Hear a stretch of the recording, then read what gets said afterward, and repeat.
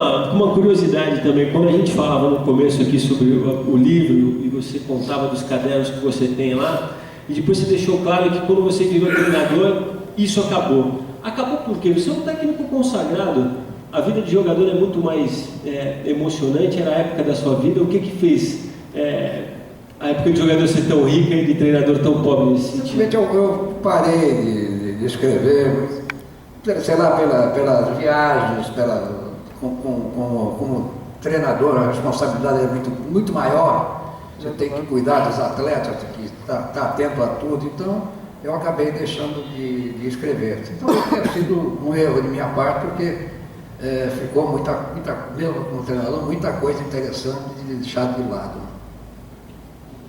Diga lá, Michel, acho que ele também pode falar um pouco do... Eu estou louco para perguntar para eles do Caicai e do Neymar, da venda do Ganso.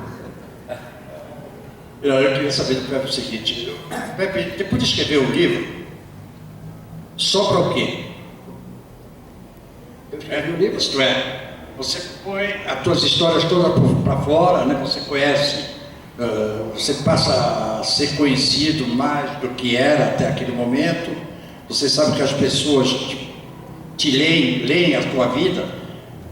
Fica faltando mais alguma coisa ou já... Porque você foi grande jogador, grande pai, grande técnico.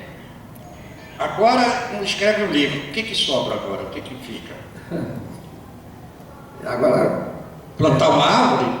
Plantar uma árvore, já plantei também.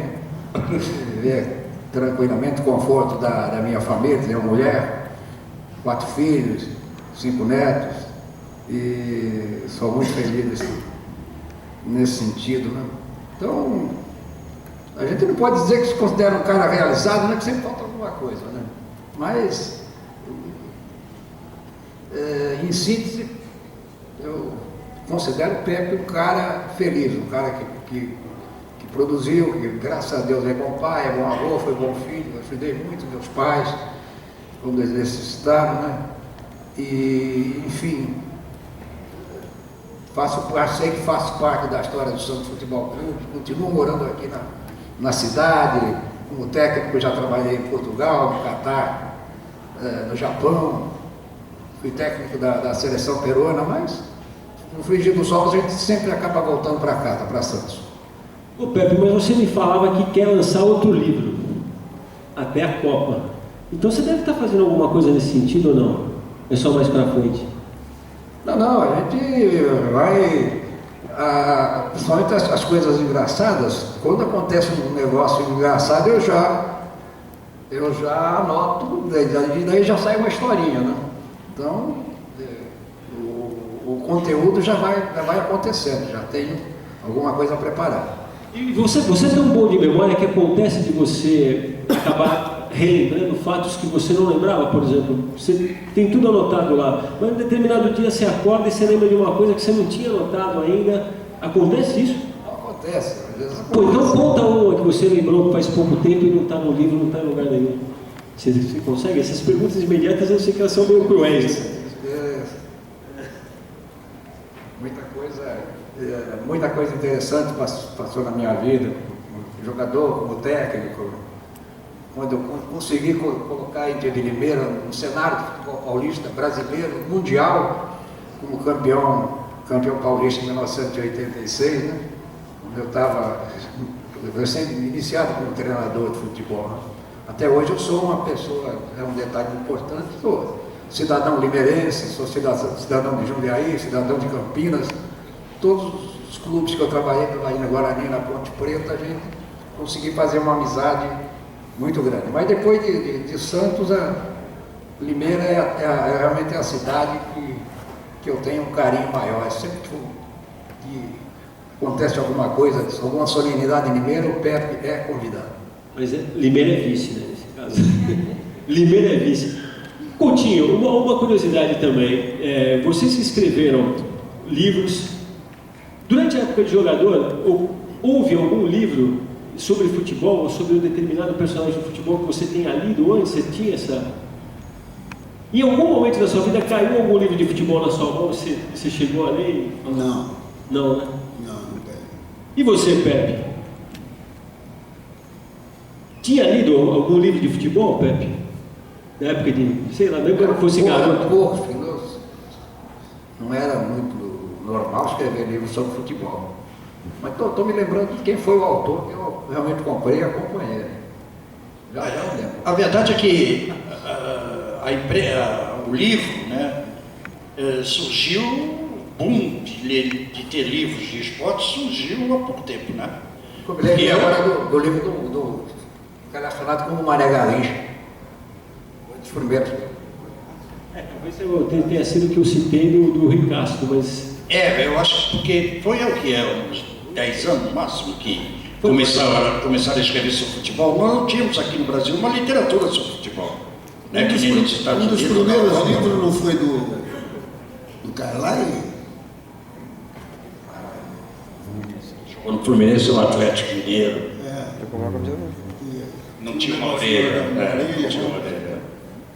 É um personagem importante. O Francisco Salmo tinha escrito A Dança do Diabo também. Escreveu um livro, Futebol, A Dança do Diabo. Na verdade, contando os bastidores do livro, interessantíssimo. Fez muito sucesso na época. Você consegue ter essa memória, Michel? Eu tenho ideia que seja começo da década de 70. Se eu consigo o quê? Tem ideia de quando foi a Dança do Diabo? Eu acho que talvez final da década de 60, começo da década de 70. O Carlyle? Não, A Dança do Diabo, do Francisco Salmo. A Dança do Diabo foi um grande... Loureiro, eu tenho em casa. um livro de futebol que você lembra, não? Tem algum jogador que lançou, não? Jogador não, tem o Tomás Mazzoni. Tomás Mazzoni, o livro. Década de 50. Mário Filho, década de 50. Jogador, não sei o que foi. Dança do Diabo foi um livro que marcou muito o futebol brasileiro, porque começou a revelar algumas coisas. O Sarno, né? A filha dele, aliás, trabalha na Globo. Ele escreveu coisas que ninguém tinha tido coragem, a não ser o João Saldanha, que falava algumas coisas parecidas, mas eu acho que o Sarno escreveu antes do Saldanha falar. Ele escreveu coisas que a gente não sabia, não conhecia, né? O submundo do futebol, que eles devem conhecer bem mais do que nós. O Sarno botou no livro, fez um sucesso danado, apesar de que a vendagem do livro não foi lá essas coisas, porque é o que eu estou te falando, eu acho que a gente não estava acostumado, eu digo a gente porque é o cabelo grisalho, tá? Não estava acostumado a ter uma literatura sobre futebol no Brasil, né? Não estava acostumado a isso. Hoje em dia, graças a Deus, estão saindo livros em cima de livros, né, que são interessantes. Aliás, isso é para fazer uma cobrança também, né, Michel? Porque os dois já têm o livro, está faltando o seu, né? Que eu sei que o meu está aí, não dá para aparecer. O tio, me diga uma coisa, esse negócio de Neymar, posso fazer a pergunta? Sou fã. É o seguinte, você acha que ele é um grande jogador ou é um grande artista? Ele é um grande jogador, mas ele, não digo pelo Muricy, mas eu vejo ele mal orientado. Né? Porque eu acho que tem lances, sei lá. Bom, eu sou suspeito em falar, porque o Pepe está aí e o Pepe na época batia pênalti e ele me cobrava muito isso. Ele me cobrava. Eu acho que na minha carreira, se eu sofri 2 ou 3 pênaltis, 5 no máximo, na minha carreira, eu sofri, porque eu não caía. Eu não caía. O engraçado é que ele que cobrava os pênaltis. Sim, mas ele me cobrava isso aí. Por que eu não caía? Porque às vezes o cara dava o pontapé e eu ficava em pé. Dava cotovelada nele, dava soco nele e tal, e continuava, eu ficava de posse da bola. E o Pepe falava que você tinha que cair, Coutinho? Não, ele achava que eu tinha que cair porque era pênalti. E se eu caísse, era realmente pênalti. Só que eu estou vendo que eu vou fazer o gol, não tem necessidade do pênalti. Entendeu? Eu estou sentindo que eu vou fazer o gol. Eu estou de posse da bola. Eles estão me dando, mas eu estou de posse da bola. Então eu vejo uma coisa que talvez o Neymar tivesse que ser mais orientado. Que tem lance que às vezes dá para ele ir, dá para ele fazer o gol. Que ele vai ficar absoluto. Mas ele tem a opção de cair. Então virou um problema. Como agora mesmo na seleção lá, estava sendo vaiado o tempo todo do jogo, pô. Não tem necessidade de procurar isso. Ele tem que procurar o lado positivo da coisa, não o negativo. E o negativo está sendo isso. Não cai. Eu às vezes sou levado a acreditar numa certa fragilidade dele, na leveza mesmo. Isso você acha que não? Engorda o garoto, pô. Engorda o garoto, cara. Perfeito. Dá físico pro garoto, pô. Chega com o físico do Coutinho, né, Coutinho? É o que os caras falavam. Pô, Coutinho, tu joga gordo. Pô, mas quem que me derruba? Pô, Com esse corpinho aí ele quebrou 4 pernas, não foi a dele. Hein? Com esse corpinho aí ele quebrou 4 pernas, não foi a dele não, dos outros. Dava, e ele ajeitava com o cara. Mas você usou de muita covardia comigo. Você usou de muita covardia comigo. Ele pegava às vezes os laterais e os laterais dando pontapé nele. E dando pontapé nele. Chega junto nele. Aí ele vinha pro meio do campo assim. Ô Coutinho, o Adão, não vai dar para cruzar não, o cara lá tá enchendo o saco, fala, fica aqui um pouco, deixa eu ir lá. Aí eu ia lá dar uma cabeçada no cara, dava um soco no cara, aí eu falava, vai lá que agora tá tudo calmo. E ele quase ganhou o meu Ford Duarte, eu não ia ganhar nunca, né, eu era expulso, indisciplina, não sei o que, então... Isso é que é parceiro, hein, Pepe? Isso é que é parceiro. Tem uma outra questão que muito se fala hoje, que é a questão da simulação. E isso, na verdade, extrapola Neymar, não é Neymar nem isso. Eu sempre acho muito estranho ouvir uma história nesse sentido, porque é difícil acreditar no futebol sem uma certa malandragem, né? O futebol está mais malandro ou está menos malandro, Pepe? Eu acho que está menos malandro. Eu concordo com relação à simulação, mas entre fazer uma simulação e ser divertido e fazer uma simulação, como eu realmente fiz muitas vezes, para ajudar meu time, para arrumar um pênalti, eu ia fazer simulação o resto da vida. Então, às vezes estava um jogo difícil, eu arrumava um pênalti de alguma maneira, né? O cara encostava, pênalti, então fazia virar o jogo, ganhava o jogo. O que interessava era que o Santos vencesse, que o Santos ganhasse, portanto, se simulação ou não. Os cronistas não gostam, logicamente, pro bem, pro espetáculo ser mais bonito, mas faz parte do espetáculo. Eu também acho inclusive que o juiz tem que ser malandro o suficiente para não cair nessa lorota. Acontece apenas o seguinte, pode falar melhor que eu só vou tocar no assunto para eles complementar. O Pelé, né, ele fazia também malandragem, mas ele fazia em prol de melhorar alguma coisa, a verdade é essa, né? Quando a jogada estava perdida, por exemplo, como aquela contra o Valdir Pérez, que segurou a bola e enganchou no Samuel e o juiz deu pênalti, era a favor do time, não era uma malandragem que prejudicasse naquele momento a conclusão do lance, como o Coutinho está falando. Eu acho que aí que está a diferença da coisa, a interpretação, porque o Pelé também era muito malandro jogando bola, mas não era um malandro tipo Neymar que cai a toda hora, né? Que você encosta nele, ele toma. E eu vou dizer uma coisa aqui que eu acho ele um baita de um jogador. Eu acho o Neymar fantástico. Com certeza. Só que esse negócio que você falou é verdade. Sabe, ele pegou uma mania de que o cara encostou nele e desmoronou. O Pelé não desmoronou. O cara veio para dar uma pancada nele quando vai lá na Copa do Mundo, ele deu uma cotovelada que o juiz não viu.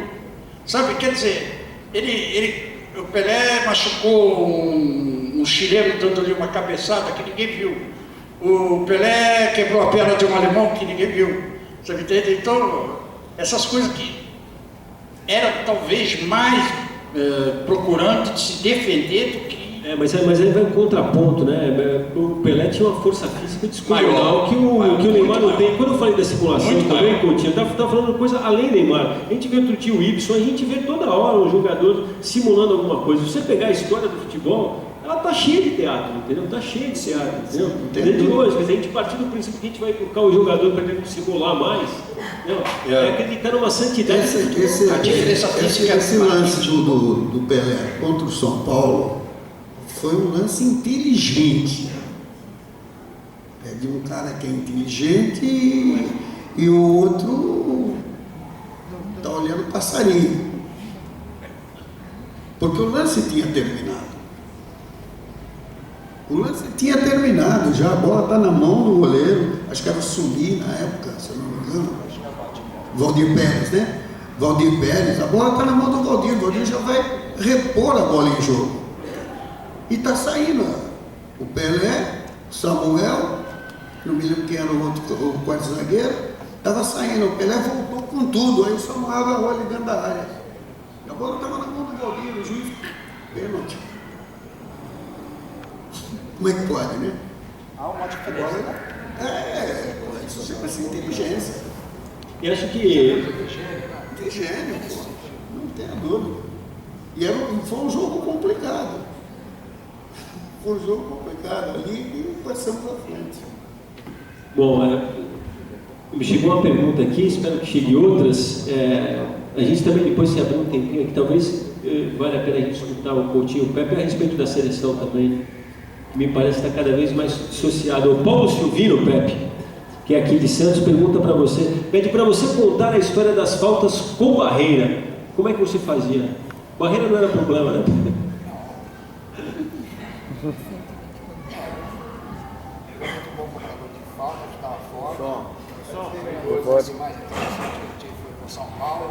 O Pepe, vou pedir só para a gente, acho que ele está com um probleminha no seu microfone.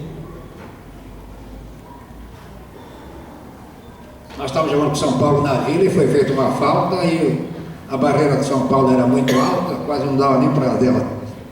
O ângulo, a trave, era Bauer, Perivalso, Alfredo. E o Alfredo Ramos é um jogador com nariz muito grande, ele parecia um amigo da Onças. E ele estava na barreira, então eu cobrei a falta. Eu chutei para fazer o gol, não chutei no nariz do Alfredo, mas peguei no nariz do Alfredo. E a jogada continuou e o Alfredo ficou desmaiado em pé. E ele foi caindo aos poucos, foi na Vila Belmiro esse lance. Ele foi caindo aos poucos e a jogada continuou e o Alfredo foi desmaiado para fora do campo. E o Alfredo, depois do jogo, nas entrevistas, ele falou assim, perguntaram para ele, o que foi que você sentiu, Alfredo? Ele falou, eu não senti nada, eu só vi borboletas voando e ouvi passarinhos cantando.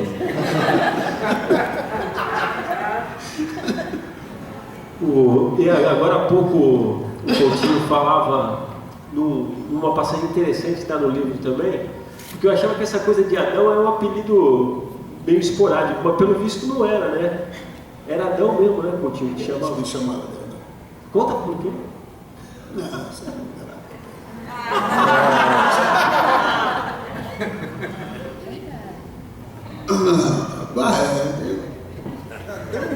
O Pepe disse que é parecido com o que jogou no 15 de Jaú. Adãozinho, era centroavante do 15 de Jaú, criolinho, gordinho, então ele ficou Adão. E eu ficava muito sem roupa na concentração, né? Ficava lá pra cá sem roupa, né?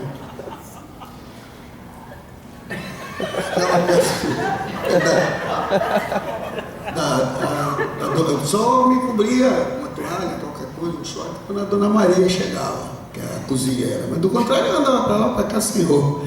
E contrataram um jogador aí no Santos, um tal de Nilson. Lembra o negão? Nilson, centroavante. Aí contrataram, aí os caras falaram, põe ele no quarto Coutinho. Aí eu tô na minha, né? Tava deitado, tava lendo, não tinha televisão, não tinha nada naquela época. Deitado e tal, não sei o que. Aí o Nilson entrou, olhou assim, e eu tô olhando ele aqui, né? Aí ele foi saindo de fininha, aí eu escutei ele falando lá fora, mas ele fica nu assim o tempo todo? Ele fica assim sem roupa, é? E os caras estavam tudo rindo lá fora, sabe? Que sabia que ia acontecer isso. Então acho que o apelido Adão veio do jogador do 15 já houve e o pessoal andava sem roupa na concentração. Pode ser isso. Tem uma mostrou rapidinho do Coutinho, muito boa também, ele estava pesando, naquela época ele quando fazia gols mesmo, mas estava com um excesso de peso muito grande. Então, de treinamento, o Lula só de bermuda, o Lula, nosso treinador, só de bermuda, pesando todo mundo, aí chegou a vez do Coutinho, ele ficava quase sempre no fim para ver se conseguia escapar da balança. Aí, o Coutinho subiu na balança e o peso dele era 72, ele estava com 78. Aí o Lula falou para ele: nossa, Coutinho, como você está gordo, hein? Aí ele bateu na barriga do Lula e falou: o senhor também, hein? Mas o Lula teve que sorrir. Mas não era de sacanagem não que eu fosse o Adãozinho, viu, Coutinho? Porque o futebol também tinha isso também, né? Tinha uma coisa do apelido, meu apelido sempre escondia uma crueldade doce, vamos dizer assim. Eu queria perguntar ao Coutinho, ao Pepe, sobre a atual seleção brasileira, o que vocês acham? Tem chances de ganhar a Copa do Mundo ou é difícil? Não, no momento eu não vejo. Eu, pelo menos no momento, eu não vejo chance de ganhar a Copa do Mundo. Acho que tem que arrumar. Agora parece que estão ficando espertos, já estão levando o Arouca. Eu acho que estão ficando espertos. Estão começando a ficar espertos. Porque tem jogador que está ficando de fora aí e ele está insistindo com os caras aí. Não tenho nada contra ninguém, mas, pô, já está manjado os caras que ele tem levado aí. Então, sei lá, se procurar, nós fazemos uma grande seleção. Com certeza nós fazemos uma grande seleção. Porque dá para arrumar a casa, mas eu acho que nós já estamos meio atrasados até para arrumar a casa. E vocês ouviram aquela história da negativa dos jogadores quando foram fazer o jogo com a Suécia e se negaram a usar a camisa comemorativa porque ela era de algodão e eles alegaram que a camisa ia ser muito pesada? Não, a camisa estava pesada, eles falaram. Eles acharam que a camisa estava pesada. E você sabe por que eu fiz questão de lembrar desse fato, Coutinho? Pelo seguinte, eu acho que não é só no futebol que a seleção, na verdade, perdeu um pouco de brilho, é na relação que ela desenha com a torcida também, que parece que não existe mais aquela química. O pessoal não está acreditando. Então, vocês me pareciam mais simpáticos nesse sentido, então eu acho que a empatia, ela parece já não existir mais, entendeu? A gente meio que vê essa seleção um pouco para procurar defeito, entendeu? Mais do que conseguir ter algum tipo de prazer, né? Mas em vez da gente procurar dar uma força, a gente fica procurando defeito na seleção. E realmente nós estamos complicados. Até hoje, por exemplo, não definiu quem é goleiro. Pô. Quem é o goleiro titular da seleção brasileira? Ninguém sabe. Quem seria, Coutinho, se você fosse o técnico? Sei lá, para mim. No momento é meio complicado. E outra coisa também, não sou o técnico. Sai fora. Não estou ganhando, né, Coutinho? Porque começaram com o Jefferson. Né? Começaram com o Jefferson. O Jefferson vinha atravessando uma fase boa, tal, não sei o quê. Depois sumiram com o Jefferson. Ninguém sabe por que saiu. Ninguém sabe se ele estava machucado, o que houve. Eu sei que sumiram com o cara. Então, do Fluminense. É meio complicado. Diego Cavalieri. É bem. Sopraram aqui, o Diego Cavalieri realmente está numa fase Está atravessando uma fase boa. O Jefferson tem minha simpatia também. A seleção está menos simpática, Pepe, afinal, não? O que acontece com a seleção? O que acontece com a nossa seleção?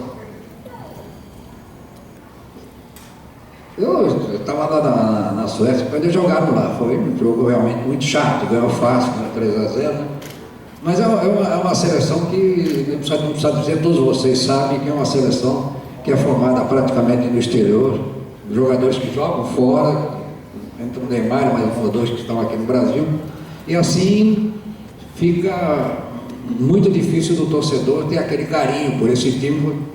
Tem jogadores lá, eu realmente, se me perguntasse qual a seleção brasileira atual, eu não lembro o nome deles. Né? São jogadores que estão na Escócia, que estão na Inglaterra, que estão na França, que estão. E muito poucos jogadores que estão aqui no Brasil, como era no nosso tempo, 58, 62, quando o Brasil foi bicampeão mundial. Então, eu ainda acredito no poder na categoria, no talento do jogador brasileiro, e estou ainda assim confiante. Bom, o Carlos aqui pede para que vocês escalem o melhor Santos de todos os tempos. Meu? O seu e do Coutinho. O que tem? O melhor Santos de todos os tempos. Sua escalação qual seria? Fica difícil, deixa pro Adão. Não quero, mas tá melhor. É por idade. É por idade. Não posso fazer nada. Não, eu vou magoar muitos amigos aí que estão aí vivos ainda inteiros e tal, mas... Põe dois em cada O posição. Santos de 52, perdão, o Santos de 62, 63, realmente é a base, quase 80% do time. Qual era o time? Gilmar, Lima, Mauro, Calvé e Dalma, Zito e Mengal, Durval, Coutinho, Pelé e Pepe. Esse talvez tenha sido o melhor Santos de sempre. Assinas embaixo ou quer fazer alguma retificação, Coutinho? Não, tá tudo bem. Ele é mais velho que eu. Não vou mexer com essas coisas, não. O José Roberto aqui pede, eu gostaria que o Pepe contasse uma história do Coutinho e vice-versa. Vocês já contaram algumas até. Conta uma do Pepe pra gente, né? Tem que ser uma boa, hein?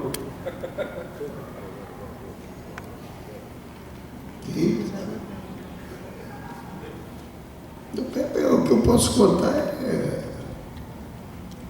aquela do Chile. Chile. Você lembra? Qual foi? Qual delas? Você quase morreu afogado na banheira. Essa é boa que eu conhecia também. Quase morreu afogado na banheira, é verdade? Você dormiu, pô. Não lembra que você dormiu? Dormir na banheira? Então. Você tinha saído com o Toninho Guerreiro e voltou e dormiu. Estava fazendo banheira depois do jogo, de certo? No sono, mas não. Quase morreu Não afogado. corre perigo, não. Do Pepe não tem muita coisa para contar. Ele que tem várias coisas para contar, porque ele escrevia tudo que os caras faziam. O livro dele é tudo em torno do Mengão, viu? Pô, ele andava atrás do Menga de manhã, de tarde e de noite. Mengal é o meu ator preferido, porque ele era muito desligado, hoje eu tenho uma amizade tão grande com ele. A Fabiana, a irmã dele, falou, pô, Pepe, para de contar coisa a filha dele, para contar coisa do meu pai. O teu pai é uma figura folclórica, todo mundo gostava dele. Então, 6, 7 irmãs, hoje ele tem um monte de filhas, família muito grande. Então ele estava, certa altura, daquela época que nós jogávamos, ele tinha um fusquinha azul vilipendiado, e estava dando uma volta na Praça Mauá aí, segunda-feira, dia de folga, dando uma volta na Praça Mauá e viu uma morena sorrindo no ponto do ônibus. Ele falou, bom, é hoje que eu me consagro, né? Pegou, deu mais uma volta e parou e encostou, era uma das irmãs dele.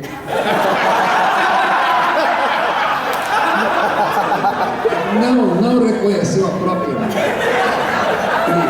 Não, o pior é que ele achou que estava abafando, né? Mas tem uma muito boa.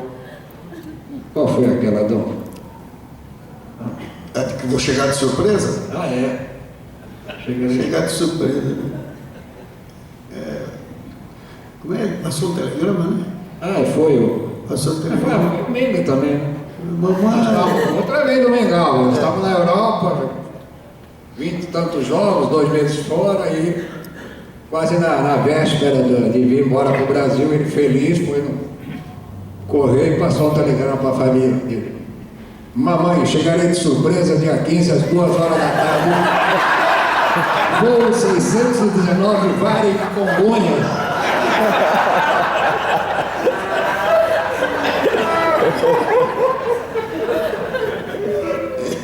Vocês imaginem as histórias que eles não podem contar, né? O Coutinho, o Hélio Alves, psicólogo aqui, está te perguntando sobre aquela história que você usava uma pulseira no braço para se diferenciar do Pelé. Que eu acho até que não é verídica. Ah, isso foi um jogo, acho que foi no Pacaembu, se eu não me engano. E de noite, criou. É mais ou menos tudo parecido, né? Que nem japonês. E nesse dia eu fazia o gol e eles falavam que era o Pelé. Aí o Pelé perdia a bola e eles falavam que era eu. E o negócio ficou confuso, sabe? Confuso. Aí outro jogo eu falei, eu vou pôr uma pulseira no meu pulso. Falei pro falecido Marcelo, põe uma pulseira aí no meu pulso. Esparadrapo aqui e tal.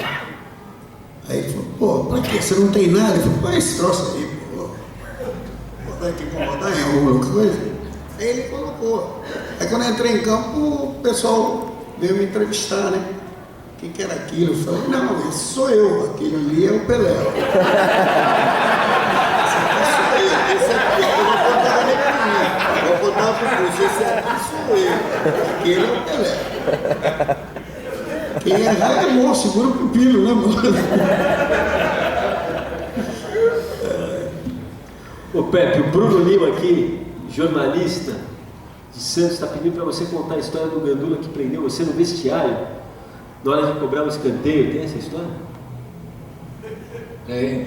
E a história do Edu fugindo da... É incrível, né? Foi em Piracicaba? Ou Sorocaba? Acho que foi Sorocaba. Sorocaba, o vestiário é encostado à bandeirinha de córner. Eu era o ponta do Santos e eu cobrava os córner. E fui cobrar o córner. E para ganhar maior impulso, tinha que entrar no vestiário e vir correndo. Quando eu entrei no vestiário, o roupeiro fechou a porta. Aí ficou aquela expectativa, a bola no parado, cadê o ponto esquerda subiu. Subiu o ponto esquerdo. O ponto esquerdo, né? Aí o juiz começou a montar os jogadores, falou, tá faltando um ponto, cadê o ponto? Esse é os campos. Eu batendo lá na porta para me tirar ela de dentro. Bento. Mas é que você está fazendo todo mundo rir, Pepe. Conta também a história do Edu fugindo da boate em Paris. A história do Edu fugindo da boate em Paris. É. Ou essa você não sabe, a gente pode chamar o Bruno aqui, ele vem aqui e conta. Provavelmente, né? Ele não fala, mas provavelmente é. Essa do Edu, eu não sei. Realmente eu não sei. Eu vou contar do Dorval, se você já sabe. Dorval, o Dorval me chama de pouca pena, eu não sei porquê. Eu chamo ele de Macalé, ele me chama de pouca pena. E então nós estávamos numa excursão à França, né? E jogamos alguns jogos, e aí fomos, uma noite de folga, fomos a uma boate, nos divertimos um pouco. O time não era muito de farra, mas quando a folga era muito grande assim, a gente foi nessa boate. E lá estávamos sentados, tomando um refrigerante, quando de repente vimos o Dorval dançando de rosto colado. Né? O Dorval, nosso ponta direita, grande Dorval Rodrigues, dançando de rosto colado para lá e para cá, com uma francesa. Só que parou a música e a francesa entrou no WC masculino.